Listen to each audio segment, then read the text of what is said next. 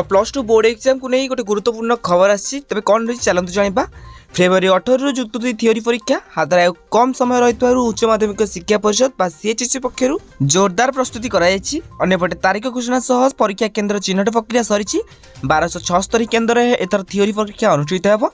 गोटे समय कला विज्ञान वाणिज्य और धंदामूलक विभाग परीक्षा आरंभ होता प्रश्नपत्र सुरक्षा पर प्राथमिकता दी जाइए। तेज प्रतिवर्ष पर एथर दुईटी पर्यायर परीक्षा परिचालना हब बा ईएमएच को प्रश्नपत्र पठाଯିव। प्रथम पर्यायर फेब्रुआरी 12 रु 15 तारिख मध्य विभिन्न विषय प्रश्नपत्र गुड़िक जीव। तेज उपांत तथा दूर जिले में हब गुड़ी प्रथम प्रश्नपत्र पठाଯିव।